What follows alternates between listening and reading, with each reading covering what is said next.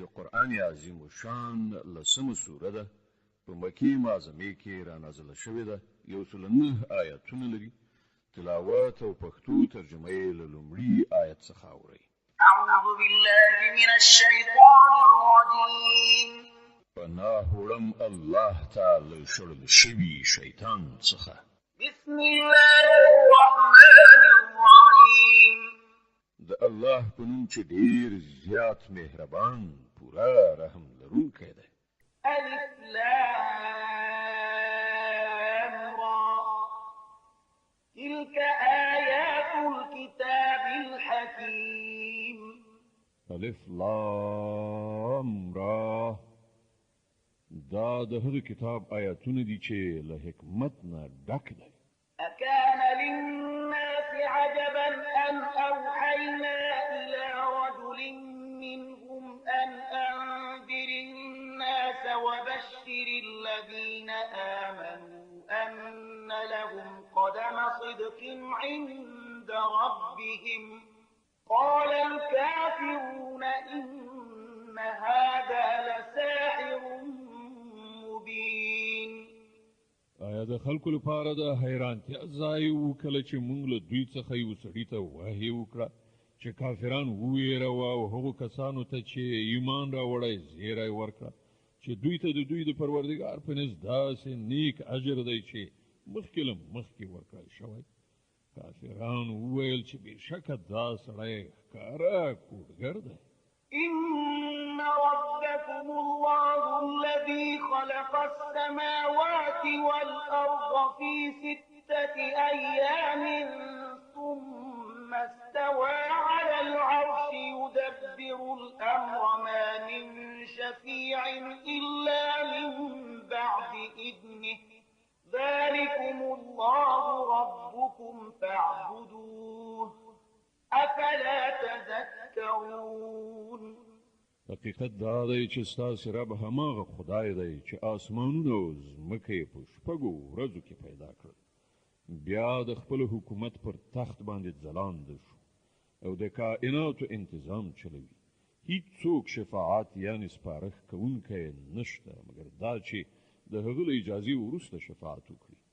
همدا الله ستاسې رب دی، نو تاسې د همغه عبادت وکړئ. آیا نو تاسې به په اوښ کې را نشئ یعنې پند نه اخلئ؟ إليه مرجعكم جميعا وعد الله حقا. إنه يبدأ الخلق ثم يعيده ليجزي الذين آمنوا وعملوا الصالحات بالقسط. والذين كفروا لهم شراب من حميم وعذاب أليم بما كانوا يكفرون. د همغه لوري ته ستاسې ټول ورګرځېدل دي. دا د الله پخه وعده ده. بېشکه پیدایښت همغه پیل کوي بیا به یې همغه دوهم ځل پیدا کړي تر څو کوم خلکو چې ایمان راوړی دی او ښه عملونه یې سرته رسولي دي هغو ته په پوره انصاف سره مکافات ورکړي. او کوم کسانو چې د کفر مسلک غوره کړی دی هغوی به د حق د هغه انکار په مجازات کې چې کوي خوټېدلې اوبه وڅښي او دردناکه سزا به وګالي. هو الذي جعل الشمس ضياء والقمر نورا وقدره منازل لتعلموا عدد السنين والحساب. ما خلق الله ذلك إلا بالحق يفصل الآيات لقوم يعلمون. همغه دی چې لمر یې روڼ او سپوږمۍ روښانه پیدا کړې ده او د سپوږمۍ د نرۍ کېدو غټېدو پړاوونه یې په منظم ډول ټاکلي دي تر څو چې تاسې په هغو سره د کلونو او نیټو حساب معلوم کړئ. الله دا هر څه د لوبې په ډول نه بلکې له یو مقصد سره پیدا کړي دي. هغه خپلې نښانې د هغو خلکو لپاره چې علم لري په روښانه څرګنده توګه وړاندې کوي. إن في اختلاف الليل والنهار وما خلق الله في السماوات والأرض لآيات لقوم يتقون. په یقیني ډول د شپې او ورځې په اوښتلو راوښتلو یعنی اختلاف کې او په هر هغه شي کې چې الله په اسمانونو او ځمکه کې پیدا کړي دي د هغو خلکو لپاره نښانې دي چې له ناوړه فکر او ناوړه چلند څخه ډډه کول غواړي. إن الذين لا يرجون لقاءنا ورضوا بالحياة الدنيا واطمأنوا بها والذين هم عن آياتنا غافلون أولئك مأواهم النار بما كانوا يكسبون. حقیقت دا دی کوم خلک چې له موږ سره د یو ځای کېدو هیلهمن نه دي او د همدې دنیا په ژوندانه باندې خوښ او ډاډه شوي دي او هغه کسان چې زموږ له نښانو څخه غافل دي د هغو وروستی استوګنځی به دوزخ وي د هغو ناوړو چارو په بدله کې چې هغوی د خپلې دغې ناوړه عقیدې او غلطې کړنلارې له مخې سرته رسولې. إن الذين آمنوا وعملوا الصالحات يهديهم ربهم بإيمانهم تجري من تحتهم الأنهار في جنات النعيم. او دا هم حقیقت دی چې کومو کسانو چې ایمان راوړی دی یعنی هغه رښتینولۍ منلي دي چې په دې کتاب کې وړاندې کړی شوي دي او غوره چارې سرته رسولي دي هغوی به د هغو رب د هغو د ایمان له امله پر سمه لاره وخوځوي له نعمت څخه په ډکو جنتونو کې به د هغوی لاندې ویالې بهیږي. دعواهم فيها سبحانك اللهم وتحيتهم فيها سلام وآخر دعواهم أن الحمد لله رب العالمين. هلته به د هغوی نارې دا وي چې پاکې ته ای خدایه د هغوی دعا به دا وي چې سلامتیا دې وي او د هغوی هر وینا به په دې سره پای ته رسیږي چې ټوله ثنا ستاینه یوازې د الله رب العالمین لپاره ده. ولو يعجل الله للناس الشر استعجالهم بالخير لقضي إليهم أجلهم فنذر الذين لا يرجون لقاءنا في طغيانهم يعمهون. که چیرته الله له خلکو سره په ناوړه چاره کې هم دومره تلوار کولای لکه څنګه چې د دنیوي ښېګڼې په غوښتنه کې چټکې کوي نو د هغو د کړو وړو فرصت به یو وخت پای ته رسول شوی خو زمونږ دا عادت نه دی ځکه خو مونږ هغو خلکو ته چې له مونږ سره د یو ځای کېدو هیله نه لري په سرغړونه کې د هغو د لالهانده کېدو لپاره ورته فرصت ورکوو.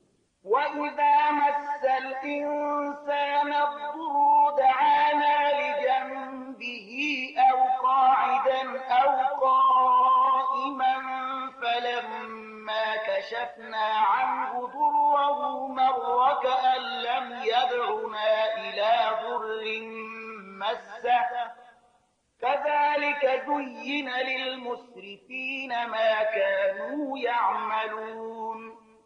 د انسان حال دا دی چې کله پر هغه باندې کوم سخت وخت راځي نو په ولاړې ناستې او ملاستې مونږ بلی او کله چې مونږ د هغه کړاو ایسته کو نو داسې ځي ووځي چې ته به وایې هغه هېڅکله په خپله کومه بده ورځ کې مونږ له سره بللي نه وو. په دې ډول له حده تېري کوونکو لپاره د هغوی کړه وړه ښایسته کړی شوي. ولقد أهلكنا القرون من قبلكم لما ظلموا وجاءتهم رسلهم بالبينات وما كانوا ليؤمنوا كذلك نجزي القوم المجرمين. اے خلکو مونږ له تاسو نه مخکې قومونه هلاک کړل کله چې هغوی د ظلم چلند غوره کړ او د هغو پیغمبرانو هغو ته له ښکاره څرګندو نښانو سره راغلل او هغوی له سره ایمان را نه و په دې ډول موږ مجرمانو ته د هغو جرمونو بدله ورکوو. ثم جعلناكم خلائف في الأرض من بعدهم لننظر كيف تعملون. اوس له هغو نه وروسته موږ تاسې ته په ځمکه کې د هغوی ځای درکړی دی تر څو وګورو چې تاسې څنګه عمل کوئ. وإذا تتلى عليهم آياتنا بينات قال الذين لا يرجون لقاءنا ائت بقرآن غير هذا أو بدله قل ما يكون لي أن أبدله من تلقاء نفسي إن أتبع إلا ما يوحى إلي إني أخاف إن عصيت ربي عذاب يوم عظيم. کله چې دوی ته زموږ روښانه خبرې اورول کیږي نو هغه خلک چې له موږ سره د یو ځای کېدو هیلهمن نه دي وایي چې د ده پر ځای کوم بل قرآن راوړه یا په ده کې څه تعدیل راوله. ای محمده دوی ته ووایه زما دا کار نه دی چې له خپله ځانه په ده کې څه تعدیل او ترمیم وکړم. زه خو صرف د هغې وحی پیرو یم چې ما ته لیږل کیږي. که زه د خپل رب له امر نه سر وغړوم نو زه د یوې ډېرې هیبتناکې ورځې څخه وېرېږم. قل لو شاء الله ما تلوته عليكم ولا أدراكم به فقد لبثت فيكم عمرا من قبله أفلا تعقلون. او ووایه که د الله اراده هم دا وای نو ما به دا قرآن تاسې ته هېڅکله نه و اورولی او الله به تاسې ته د هغه خبر قدر هم نه وای درکړی. ښه نو ما خو له دې نه مخکې ستاسې په منځ کې یو عمر تېر کړی دی. آیا تاسې له پوهې نه کار نه اخلئ؟ فمن أظلم ممن افترى على الله كذبا أو كذب بآياته إنه لا يفلح المجرمون.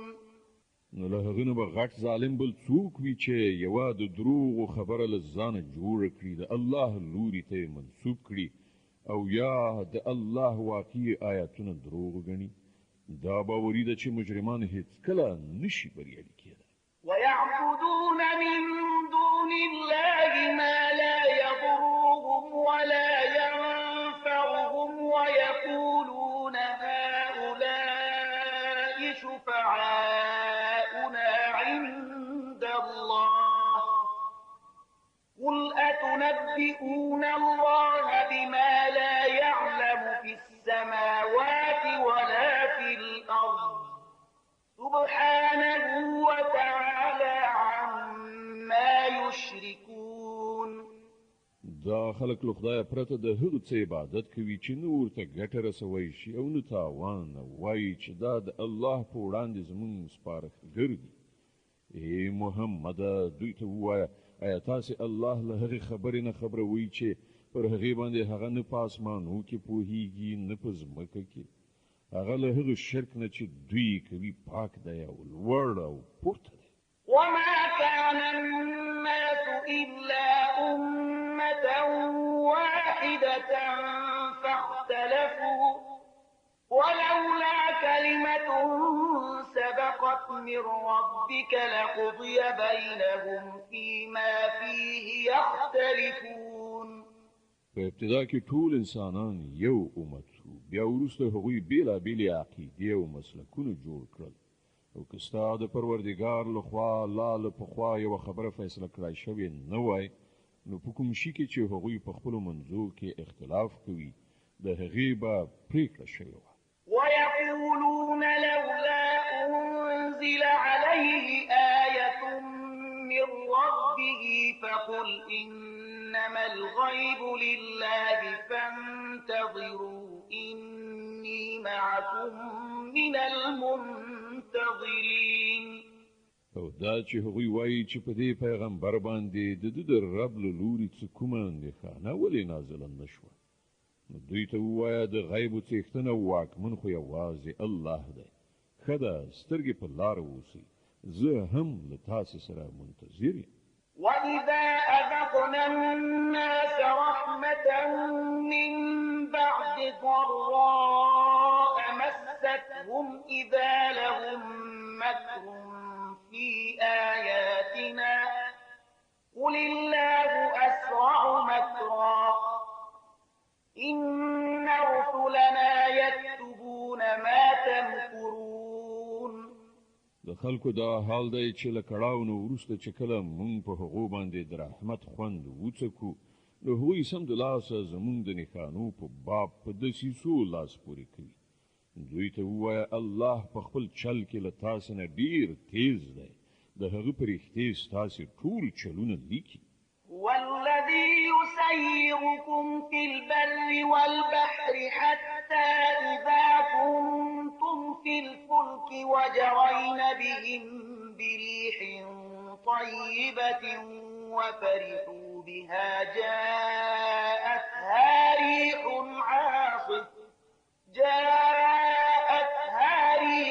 عاصف وجاءهم الموج من كل مكان وظنوا أنهم أحيط بهم دعوا الله مخلصين له الدين لئن أنجيتنا من هذه لنكونن من الشاكرين.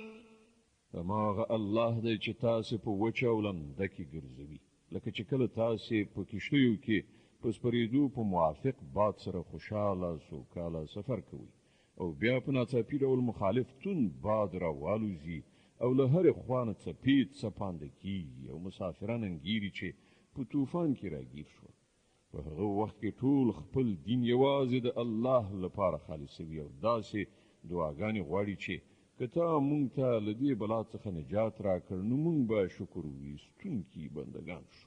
فلما أنجاهم إذا هم يبغون في الأرض بغير الحق يا أيها الناس إنما بغيكم على أنفسكم متاع الحياة الدنيا ثم إلينا مرجعكم فننبئكم بما كنتم تعملون.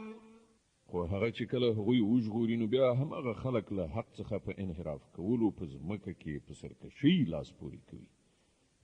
خلکو ستاسې دا سرکشي برعکس همدا ستاسې په زیان تمامه شوې ده. د دنیا څو ورځني خوندونه دي واخلئ بیا زموږ لوري ته ستاسې راګرځېدل دي.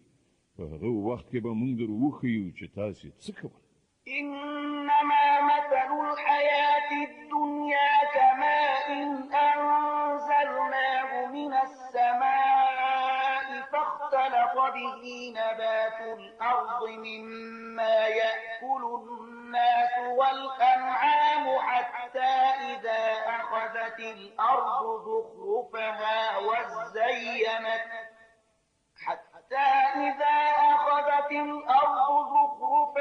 وزينت وظن أهلها أنهم قادرون عليها أتاها أمرنا ليلا أو نهارا فجعلناها حصيدا كأن لم تغن بالأمس كذلك نفصل الآيات لقوم يتفكرون. د دنیا د دغه ژوندانو مثال چې تاسې د هغه په نشه کې مست یې زموږ له نښانو څخه غفلت کوئ داسې دی لکه چې له اسمان نه موږ اوبه ورولې نو د ځمکې حاصلات چې انسانان او څاروي ټول یې خوري ښه ګڼ شول. بیا په همغه وخت کې چې د ځمکې خپل پسرلی و او کښتونه ښکلي ښایسته پکې ولاړو او د هغې څښتنانو دا ګڼله چې اوس موږ له دې نه په ګټه اخیستلو قادر یو.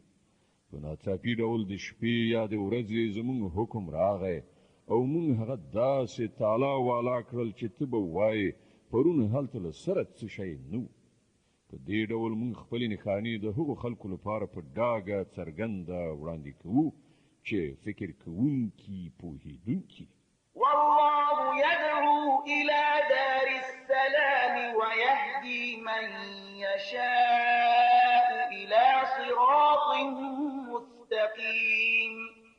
تاسې په دې فاني ژوندانه باندې غولېدلي یې او الله تاسې ته د سلامتیا د کور په لوري بلنه درکوي. لارښوونه د هغه په واک کې ده. چاته چې د هغه خوښه شي سمه لاره وښيي. للذين أحسنوا الحسنى وزيادة ولا يرهق وجوههم قتر ولا ذلة أولئك أصحاب الجنة هم فيها خالدون. کوم کسانو چې د ښو چارو لاره غوره کړه د هغو لپاره ښېګڼه ده او زیاته مهرباني. د هغو پر مخونو باندې به توروالی او خواري خورا نشي. هغوی د جنت مستحق دي. هلته به هغوی د تل لپاره اوسیږي. والذين كسبوا السيئات جزاء سيئة بمثلها وترهقهم ذلة ما لهم من الله من عاصم كأنما أغشيت وجوههم قطعا من الليل مظلما أولئك أصحاب النار هم فيها خالدون. او کوم خلکو چې د بدیو ګټه کړې ده د هغو چې څنګه بدي ده همغسې بدله به ومومي. خواري به ورباندې مسلط وي. هیڅوک بل الله نه د هغو ژغورونکی نه وي. د هغو پر مخونو باندې به داسې ترږمۍ خوره شوي وي لکه چې د شپې تورې پردې ورباندې غوړېدلې وي. هغوی د دوزخ وړ دي. هلته به هغوی د تل لپاره اوسیږي. ويوم نحشرهم جميعا ثم نقول للذين أشركوا مكانكم أنتم وشركاؤكم فزيلنا بينهم وقال شركاؤهم ما كنتم إيانا تعبدون. په کومه ورځ چې موږ دوی ټول په یو ځای په خپله محکمه کې راپاڅوو بیا هغو خلکو ته چې شرک یې کړی دی وایو چې په خپل ځای ایثار شي. هم تاسې او هم ستاسې جوړ کړي شریکان. بیا به موږ د دوی له منځه د بېګانه توب پرده ایسته کړو او د دوی شریکان به ووایي چې تاسې خو زموږ عبادت نه کوو. فكفى بالله شهيدا بيننا وبينكم إن كنا عن عبادتكم لغافلين. زمونږ او ستاسې په منځ کې د الله شاهدي کافي ده چې که تاسې زموږ عبادت کوو هم خو موږ ستاسې له دې عبادت نه بیخي بېخبره وو. هنالك تبلو كل نفس ما أسلفت وردوا إلى الله مولاهم الحق وضل عنهم ما كانوا يفترون. په هغه وخت کې به هر څوک د خپلو کړو وړو خوند وڅکي. ټول به د خپل حقیقي څښتن خواته وروګرځول شي او هغه ټول دروغ چې دوی جوړ کړي وو ورک به شي. قل من يرزقكم من السماء والأرض أم من يملك السمع والأبصار ومن يخرج الحي من الميت ويخرج الميت من الحي ومن يدبر الأمر فسيقولون الله فقل أفلا تتقون. نو دوی نه پوښتنه وکړه څوک تاسې ته له اسمانه او ځمکې نه روزي درکوي؟ دا د اورېدو او لیدو قواوې د چا په واک کې دي؟ څوک ژوندی له مړي او مړی له ژوندي راباسي؟ څوک د مخلوقاتو د دې نظم تدبیر کوي؟ هغوی به ارومرو ووایي چې الله. ووایه نو تاسې د حقیقت پر خلاف تګ کولو نه ډډه نه کوئ؟ فذلكم الله ربكم الحق فماذا بعد الحق إلا الضلال فأنا تصرفون. په دغو صفتونو سره خو همدا الله ستاسې حقیقي رب دی. نو له حقه وروسته له ګمراهۍ پرته نور څه پاتې شول؟ ښه نو تاسې کومې خواته اړول کېږئ؟ كذلك حقت كلمة ربك على الذين فسقوا أنهم لا يؤمنون. ای پیغمبره وګوره په دغسې نافرمانۍ غوره کوونکو باندې ستا د رب خبره رښتینې شوه چې هغوی به منونکي نه شي. قل هل من شركائكم من يبدأ الخلق ثم يعيده قل الله يبدأ الخلق ثم يعيده فأنا تؤفكون. له دوی نه پوښتنه وکړه ستاسې په انګېرل شوو شریکانو کې څوک شته چې لومړی پیدا کول یې هم کړي وي او دوهم ځل پیدا کول هم وکړي؟ ووایه هغه یوازې الله دی چې لومړی پیدا کول هم کوي او دوهم ځل هم. نو تاسې دا په کومه چپه لاره باندې خوځول کیږي؟ قل هل من شركائكم من يهدي إلى الحق قل الله يهدي للحق أفمن يهدي إلى الحق أحق أن يتبع أم من لا يهدي إلا أن يهدى فما لكم كيف تحكمون. له دوی نه پوښتنه وکړه ستاسې په ګڼل شوو شریکانو کې څوک داسې هم شته چې د حق لوري ته رهبري کوي؟ ووایه هغه یوازې الله دی چې د حق لارښوونه کوي. ښه نو وښیي څوک چې د حق خواته لارښوونه کوي هغه د دې زیات وړ دی چې د هغه پیروي وشي یا هغه چې په خپله لاره نه مومي مګر دا چې ورته لاره وښودله شي؟ ښه نو پر تاسې باندې څه شوي دي څنګه چپه چپه فیصلې کوئ؟ وما يتبع أكثرهم إلا ظنا إن الظن لا يغني من الحق شيئا إن الله عليم بما يفعلون. حقیقت دا دی چې له دوی نه زیاتره خلک یوازې په انګېرنې او ګمان پسې روان دي په داسې حال کې چې ګمان د حق اړتیا یو بڅره یې هم نه پوره کوي. څه چې دوی کوي الله ورباندې ښه پوهیږي. وما كان هذا القرآن أن يفترى من دون الله ولكن تصديق الذي بين يديه وتفصيل الكتاب لا ريب فيه من رب العالمين. او دا قرآن هغه شی نه دی چې د الله له وحی او ښوونې څخه پرته تصنیف کړی شي یعنی له الله پرته نورو ته نسبت ورکړی شي بلکې دا خو د هغه څه چې پخوا راغلي وو تصدیق او د الکتاب تفصیل دی. په دې کې هیڅ شک نشته چې دا د کائناتو د حکم چلوونکي له لوري څخه دی. أم يقولون افتراه قل فأتوا بسورة مثله وادعوا من استطعتم من دون الله إن كنتم صادقين. آیا دوی وایي چې پیغمبر دا په خپله تصنیف کړی دی یعنی په دروغو خدای ته منسوب کړی؟ ووایه که تاسې په خپل دغه تور لګولو کې رښتیني یاست نو د ده په څېر یوه سوره تصنیف کړې راوړئ او له یو خدایه پرته چې نور هر څوک راغوښتلی شي د مرستې لپاره یې راوغواړئ. بل كذبوا بما لم يحيطوا بعلمه ولما يأتهم تأويله كذلك كذب الذين من قبلهم فانظر كيف كان عاقبة الظالمين.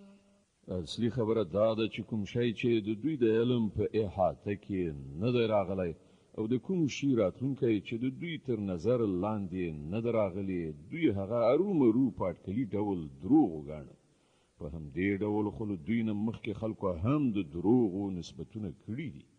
نو وګوره د هغو ظالمانو څه عاقبت شو. ومنهم من يؤمن به ومنهم من لا يؤمن به وربك أعلم بالمفسدين. له دوی نه به ځینې خلک په دې کتاب ایمان راوړي او ځینې به یې نه وړي او ستا رب هغه مفسدان ښه پیژني. وإن كذبوك فقل لي عملي ولكم عملكم أنتم بريئون مما أعمل وأنا بريء مما تعملون. که دوی ته دروغجن ګڼي نو ووایه چې زما عمل زما لپاره او ستاسې عمل ستاسې لپاره دی. څه چې زه کوم د هغه له مسؤلیت نه تاسې خلاص یې او څه چې تاسې کوئ د د هغه له مسؤلیت نه زه خلاص یم. ومنهم من يستمعون إليك أفأنت تسمع الصم ولو كانوا لا يعقلون. په دوی کې ډېر داسې خلک دي چې ستا خبرې اوري، خو آیا ته به کاڼه واوروې که هغوی په هیڅ باندې هم ونه پوهېږي؟ ومنهم من ينظر إليك أفأنت تهدي العمي ولو كانوا لا يبصرون. له دوی څخه زیاتره کسان دي چې تا ته ګوري، خو آیا ته ړندو ته لاره ښیې که هغوی هیڅ نه ویني؟ إن الله لا يظلم الناس شيئا ولكن الناس أنفسهم يظلمون.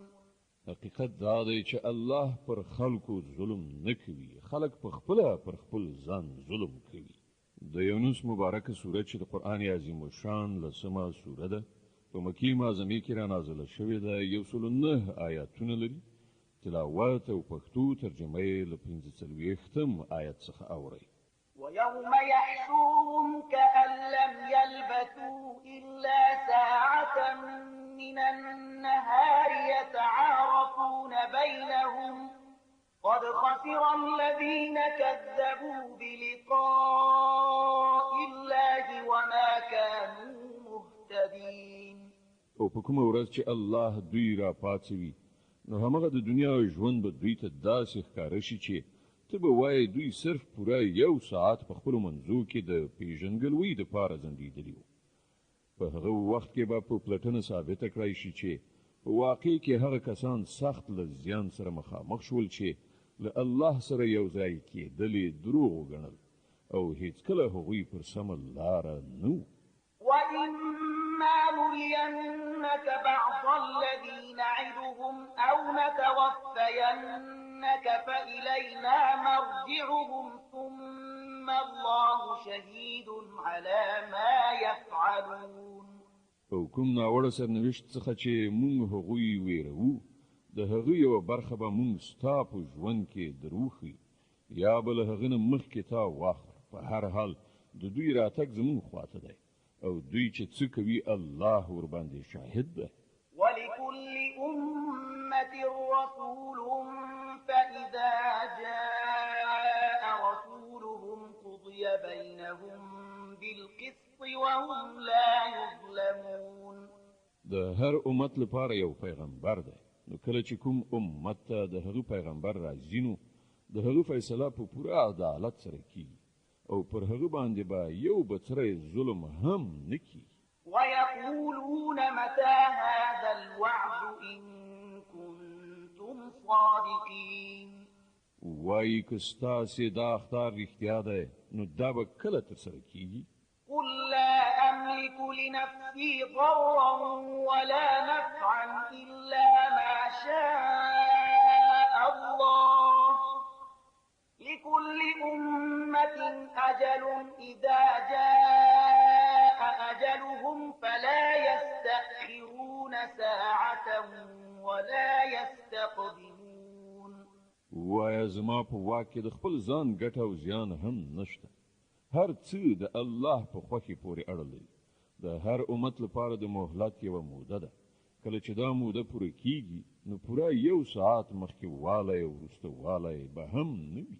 قل أرأيتم إن أتاكم عذابه بياتا أو نهارا ماذا يستعجل منه المجرمون. دوی ته ووایه تاسې کله په دې غور کړی دی چې که د الله عذاب په ناڅاپي ډول د شپې یا د ورځې راشي، نو تاسې څه کولی شئ؟ ښه نو دا کوم داسې شی دی چې د هغه لپاره مجرمان تلوار کوي؟ أثم إذا ما وقع آمنتم به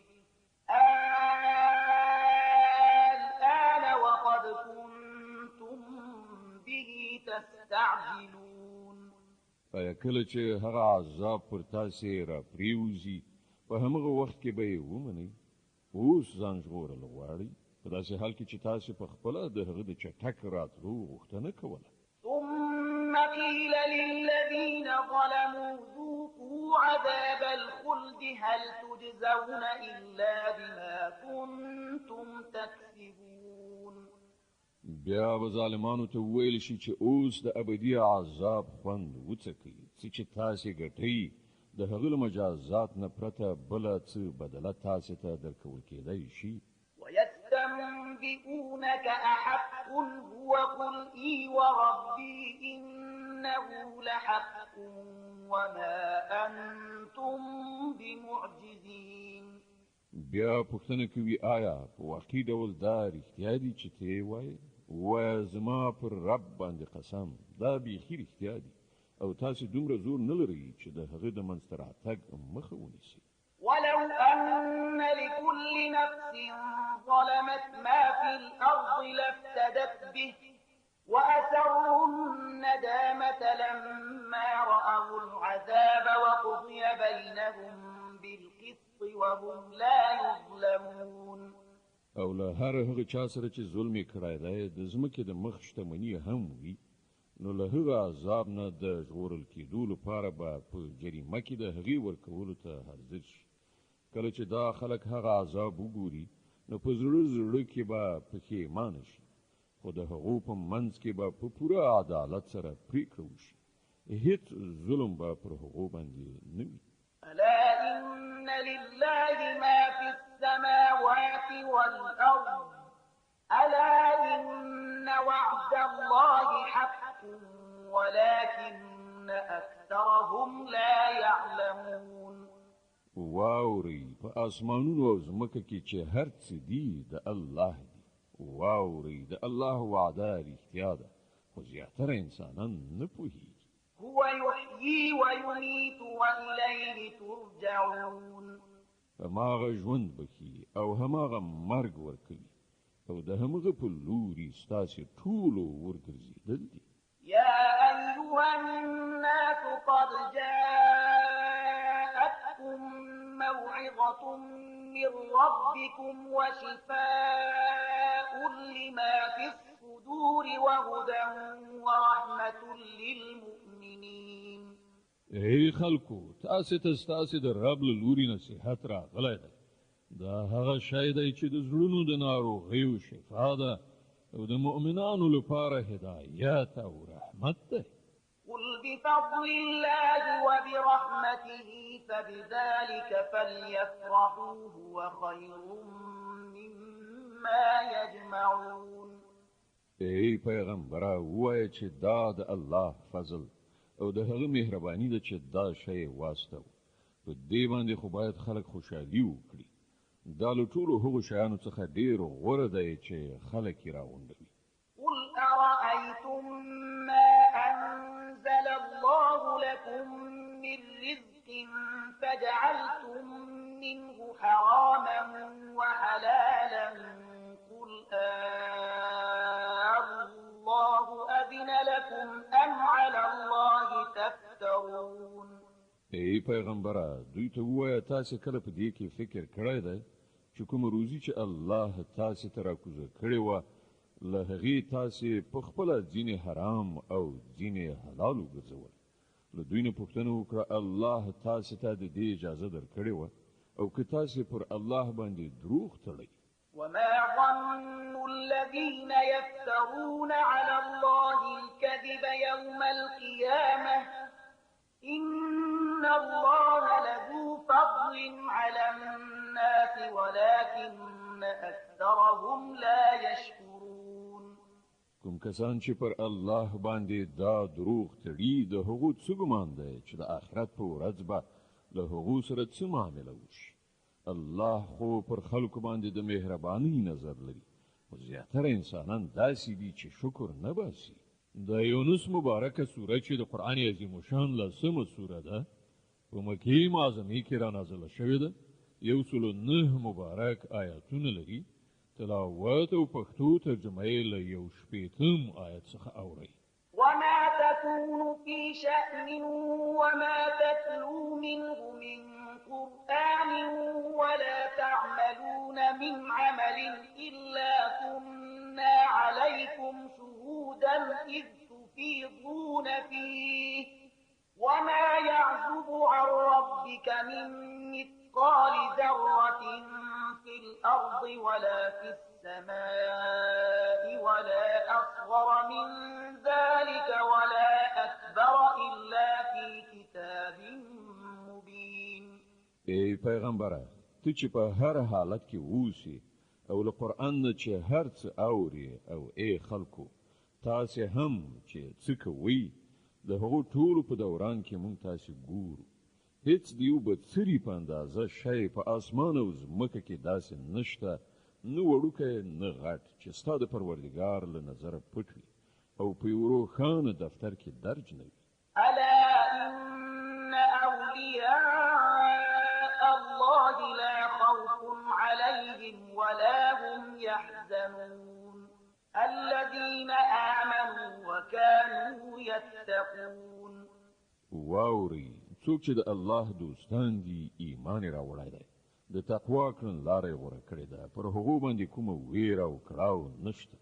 لهم البشرى في الحياة الدنيا وفي الآخرة لا تبديل لكلمات الله ذلك هو الفوز العظيم. د دنیا او آخرت دواړو په ژوندانه کې د هغو لپاره زیری دی. د الله خبرې نشي بدلیدلی، همدا لوی بریالیتوب دی. ولا يحزنك قولهم إن العزة لله جميعا هو السميع العليم. ای پیغمبره، دا خلک چې په تا پورې کومې خبرې تړي هغه دې تاون نه ځوروي. عزت په تمامه معنا د خدای په واک کې دی او هغه هر څه اوري او په هر څه پوهیږي. ألا إن لله من في السماوات ومن في الأرض وما يتبع الذين يدعون من دون الله شركاء إن يتبعون إلا الظن وإن هم إلا يخرصون. خبر اوسئ د آسمانونو اوسیدونکي وي که د ځمکې ټول د الله ملکیت دی او کوم کسان چې له الله څخه پرته له ځانه جوړ کړو شریکانو ته بلنه ورکوي هغه خالص د وهم او انګیرنې پیروان دي او محض اټکلونه کوي. هو الذي جعل لكم الليل لتسكنوا فيه والنهار مبصرا إن في ذلك لآيات لقوم يسمعون. ماغه الله دی چې ستاسو لپاره شپه پیدا کړې ده چې په هغې کې آرام وکړئ او ورځ یې روښانه ګرځولې ده. په دې کې د هغو خلکو لپاره نښانې دي چې په خلاصو غوږونو د پیغمبر صلی الله علیه وسلم بلنه اوري. قالوا اتخذ الله ولدا سبحانه هو الغني له ما في السماوات وما في الأرض إن عندكم من سلطان بهذا أتقولون على الله ما لا تعلمون. خلکو وویل چې الله څوک زوی نیولی دی. سبحان الله، هغه خو بې نیازه دی. په آسمانونو او ځمکه کې چې څه دي ټول د هغه ملکیت دی.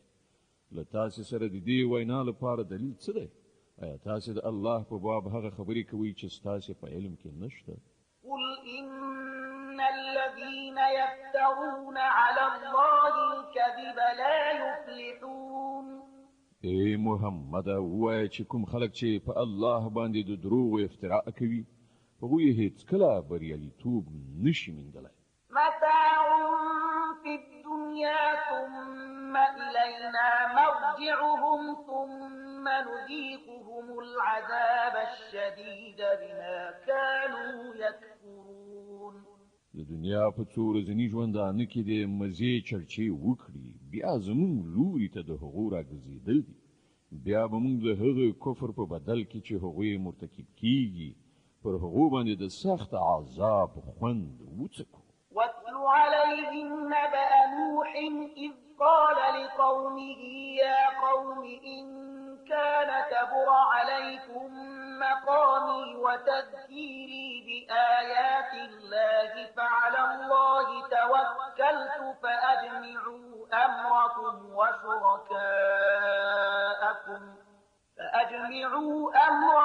وشركاءكم ثم لا يكن أمركم عليكم غمة ثم اقضوا إلي ولا تنظرون.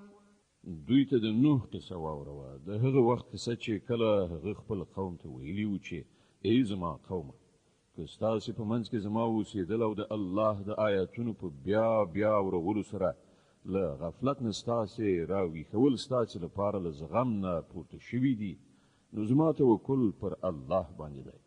تاسې د خپلو انګېرلو شریکانو په ملګرتیا سره یوه پرېکړه وکړئ او هر څه پلان چې ستاسې په نظر کې وي پر هغه ښه فکر غور وکړئ، تر څو چې د هغه کوم اړخ ستاسې له نظره پټ پاتې نشي. بیا زما پر خلاف هغه عملي کړئ او ما ته هیڅکله مهلت مه راکوئ. فإن توليتم فما سألتكم من أجر إن أجري إلا على الله وأمرت أن أكون من المسلمين. که تاسې زما له نصیحت نه مخ واړو نو ما ته مو څه زیان ورسو؟ زه له تاسې نه د کوم اجر غوښتونکی نه وم. زما اجر خو د الله په ذمه دی او ما ته حکم شوی دی چې که څوک یې ومني که یې ونه مني، زه په خپله مسلمان یعنی اطاعت کوونکی اوسم. فكذبوه فنجيناه ومن معه في الفلك وجعلناهم خلائف وأغرقنا الذين كذبوا بآياتنا فانظر كيف كان عاقبة المنذرين. دوی هغه دروغجن وګاڼه او نتیجه دا شوه چې موږ هغه او هغه خلک چې له هغه سره په کښتۍ کې وو وژغورل او همغوی مو په ځمکه کې جانشینان کړل او هغه ټول خلک مو غرق کړل چې زموږ آیاتونه یې دروغ ګڼلي وو. نو وګوره څوک چې تنبیه کړی شوي وو او بیا هم هغوی ونه منله، د هغو عاقبت څه شو؟ ثم بعثنا من بعده رسلا إلى قومهم فجاءوهم بالبينات فما كانوا ليؤمنوا بما كذبوا به من قبل كذلك نطبع على قلوب المعتدين.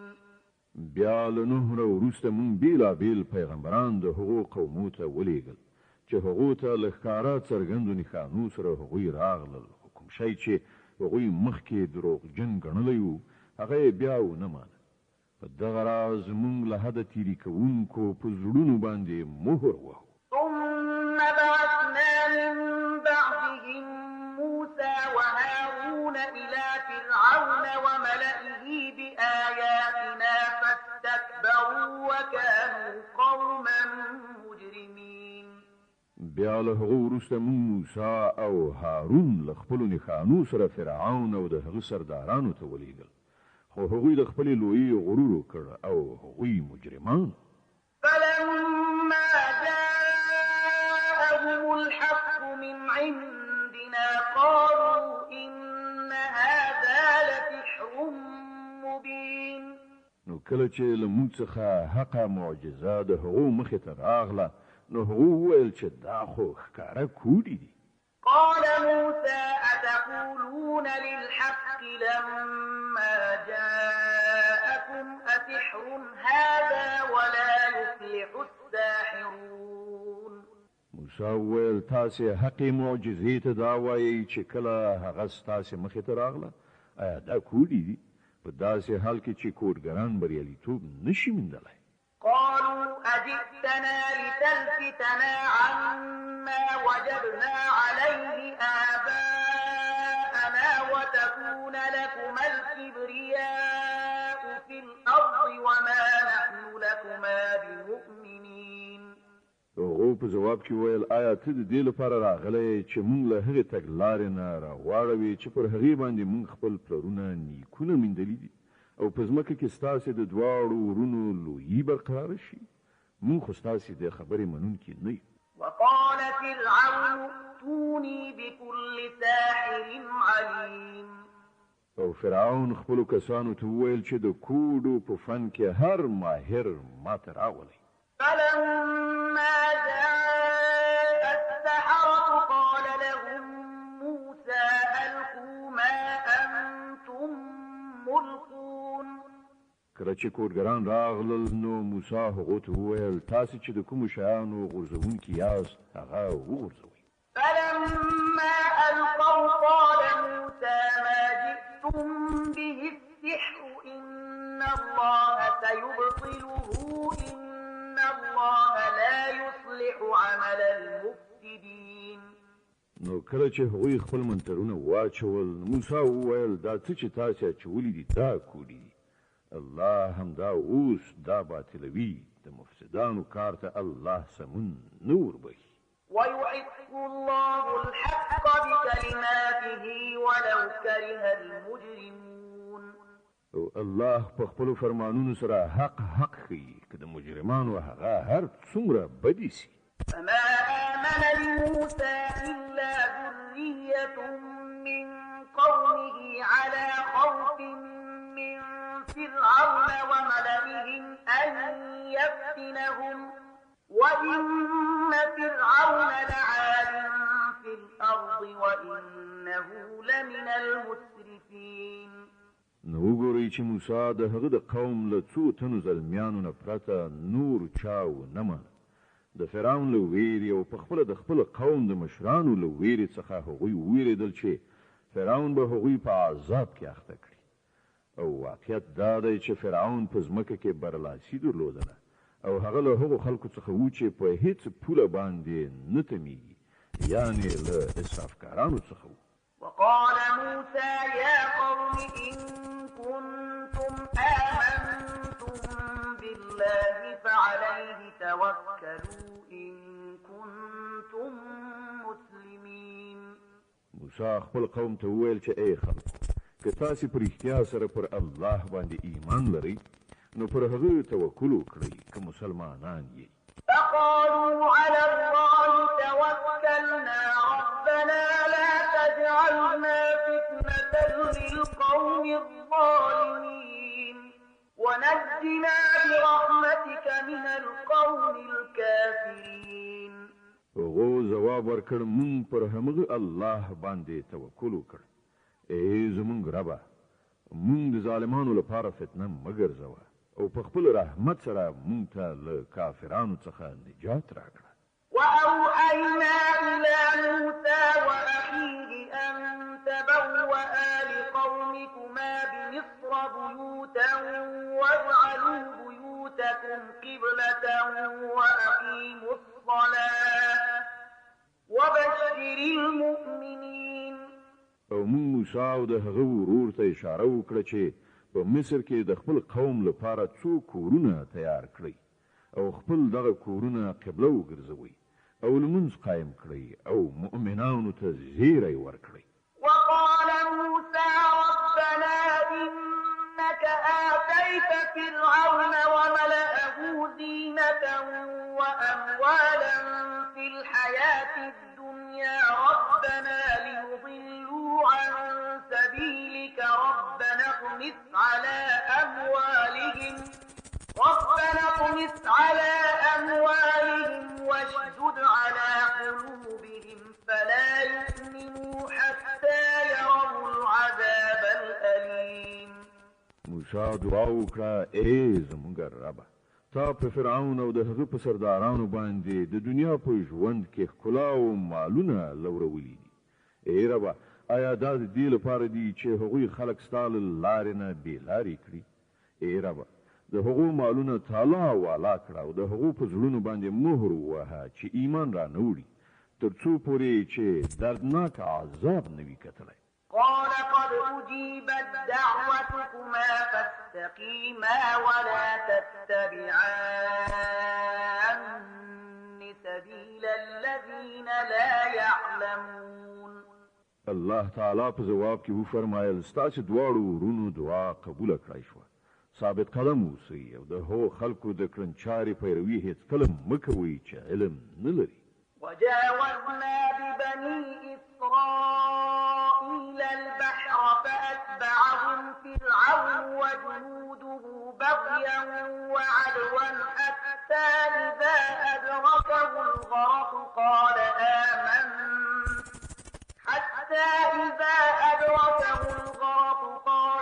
آمنت أنه لا إله إلا الذي آمنت به بنو إسرائيل وأنا من المسلمين. او مون بني اسرائیل له سمندر نه پورې وېستل. نو فرعون او د هغه لښکر د ظلم او تیری په غرض په هغوی پسې روان شو.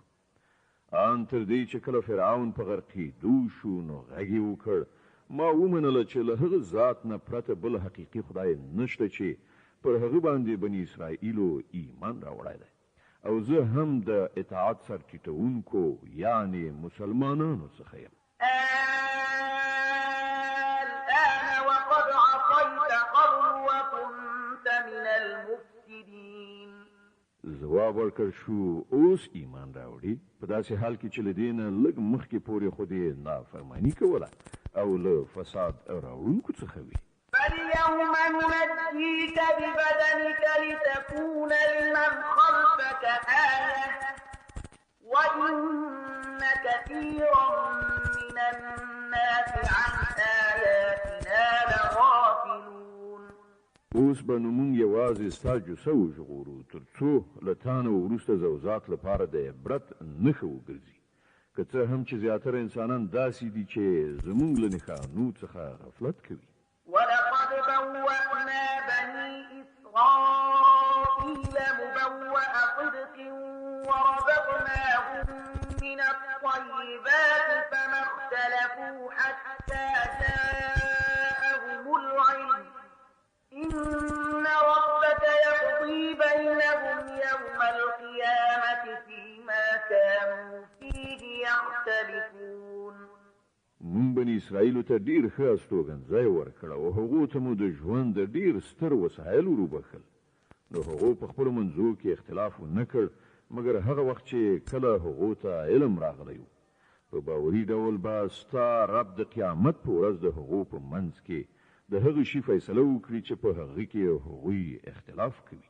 فإن كنت في شك مما أنزلنا إليك فاسأل الذين يقرؤون الكتاب من قبلك لقد جاءك الحق من ربك فلا تكونن من الممترين ولا تكونن من الذين كذبوا بآيات الله فتكون من الخاسرين.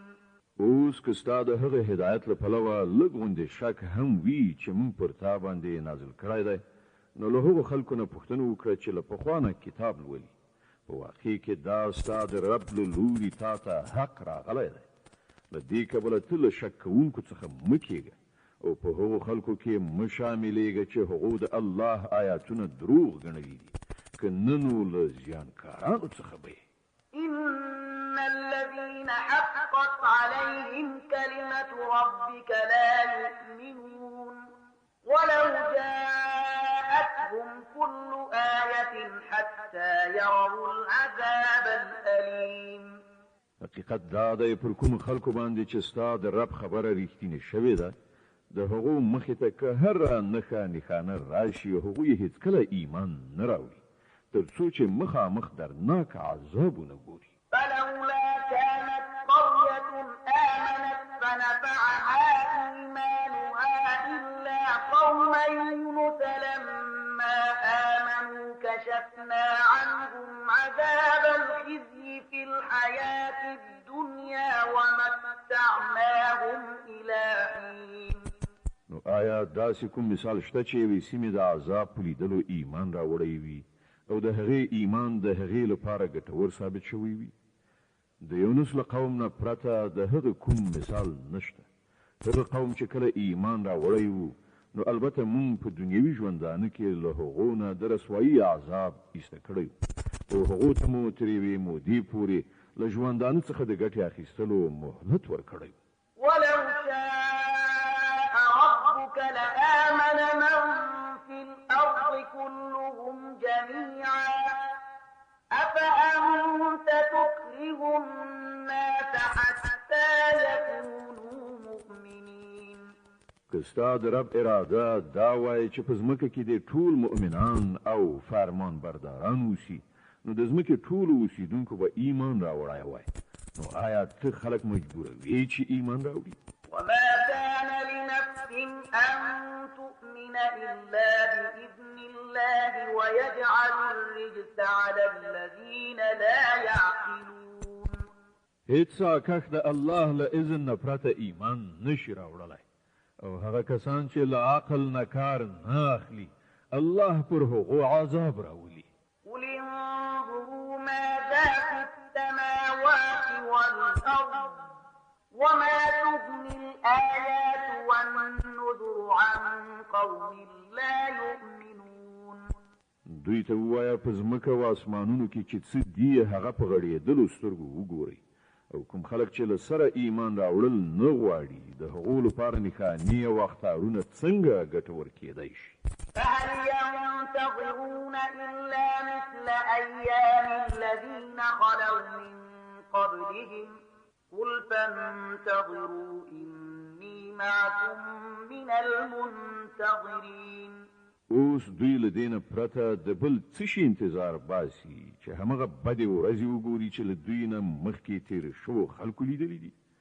دوی ته ووایه ښه نو انتظار وباسئ، زه هم له تاسې سره منتظر یم. ثم ننجي رسلنا والذين آمنوا كذلك حقا علينا ننجي المؤمنين. بیا کله چې داسې وخت راځي نو موږ خپلو پیغمبرانو او هغو کسانو ته نجات ورکوو چې ایمان یې راوړی وي. زموږ همدا کړنلاره ده، پر موږ باندې دا حق دی چې مؤمنان وژغورو. قل يا أيها الناس إن كنتم في شك من ديني فلا أعبد الذين تعبدون من دون الله ولكن أعبد الله الذي يتوفاكم وأمرت أن أكون من المؤمنين وأن أقم وجهك للدين حنيفا ولا تكونن من المشركين. ای پیغمبره ووایه چې ای خلکو، که تاسې تر اوسه پورې زما د دین په باب په څه شک یاست نو واورئ چې تاسې چې له الله نه پرته د کومو بندګي کوئ، زه د هغو بندګي نه کوم، بلکې یوازې د هغه خدای بندګي کوم چې ستاسې مرګ د هغه په واک کې دی. ما ته حکم شوی دی چې زه له ایمان راوړونکو څخه اوسم، او ما ته ویل شوي دي چې ته یوې خواته اوسه، خپل ځان سم سیخ پر دغه دین قایم کړه او هیڅکله له مشرکانو څخه مه کېږه. ولا تدع من دون الله ما لا ينفعك ولا يضرك فإن فعلت فإنك إذا من الظالمين. او له الله نه پرته کومه داسې هستي یعنې کوم شی مه بله چې نه درته ګټه رسولی شي نه زیان. که ته داسې وکړې نو له ظالمانو نه به یې.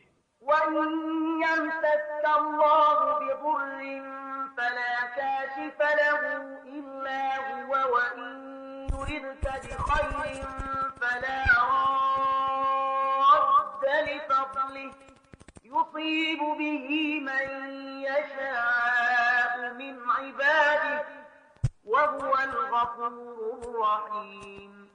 که الله تا په کوم مصیبت کې واچوي نو په خپله له هغه پرته بل څوک نشته چې دا مصیبت ایسته کړي، او که هغه ستا په باب د کومې ښېګڼې اراده وکړي نو د هغه د فضل مخاړونکی هم څوک نشته.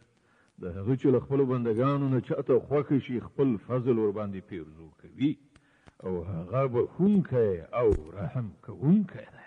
قل يا أيها الناس قد جاءكم الحق من ربكم فمن اهتدى فإنما يهتدي لنفسه ومن ضل فإنما يضل عليها وما أنا عليكم بوكيل.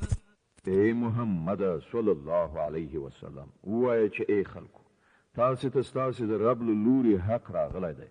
اوس چې څوک سمه لاره غوره کړي د هغه سم حرکت د همغه لپاره ګټور دی او څوک چې ګمراه پاتې شي د هغه ګمراهي د همغه لپاره تباه کوونکې ده او زه پر تاسې باندې کوم څارندوی نه یم. واتبع ما يوحى إليك واصبر حتى يحكم الله وهو خير الحاكمين. او ای پیغمبره ته د هغې لارښوونې پیروي کوه چې تا ته د وحی په وسیله لیږلی کیږي او صبر وکړه تر څو چې الله فیصله وکړي او همغه ډیر ښه فیصله کوونکی دی.